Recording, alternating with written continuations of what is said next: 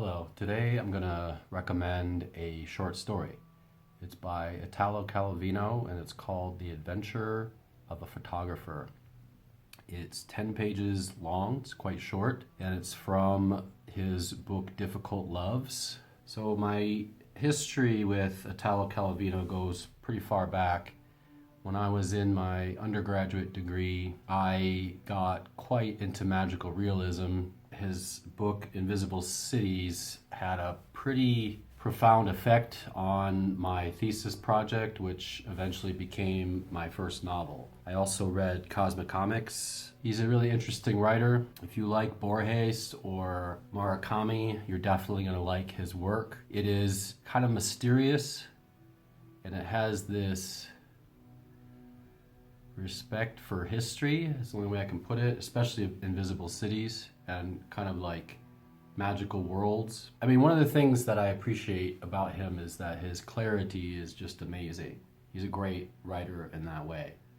The language is very simplistic, but it's elegant. On the initial read, the story seems like it's just about voyeurism. It's about a man that takes up photography as a kind of hobby, and it turns into this obsession. It has to do with women, and at first, it's about the artist trying to capture the moment, the perfect moment, and in photography that's very important, maybe more so than in other arts. I mean, with writing, you can go over something many times to get the perfect moment. In photography, you just have that time. What you soon realize is that by trying to capture the moment, it's at the expense of the moment.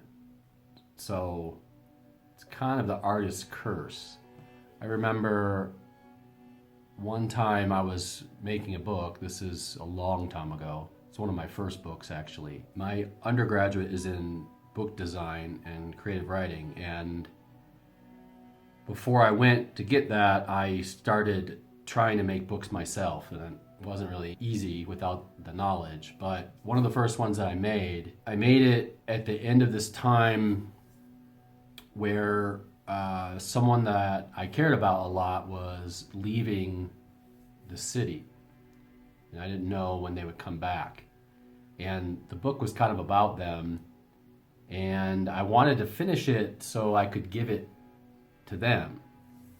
And so like it was a weighing of, do I spend these last moments with this person, or do I spend it finishing this thing to give to them? And it was a big struggle. I kind of did both, but I didn't do them as well as if I had focused on one, maybe. I definitely understand it in the story as it goes along. I'm not going to spoil it, but you get this sense that this guy's obsession gets deeper and deeper. I think it's a comment on obsession, because when you have an obsession, it doesn't just stay that obsession. It changes, it mutates.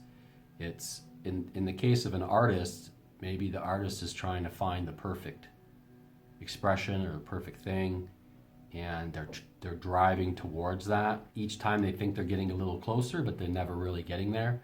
That's pretty much the curse of an artist, I'd say, is you want this kind of perfection that you're never going to get. The story is an allegory for thinking of the past and the future at the expense of the present moment.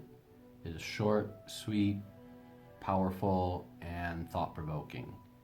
And if you like magical realism or sort of strange stories, I think you would definitely like it. Anyway, that's all I got for today. Short but sweet. Take care.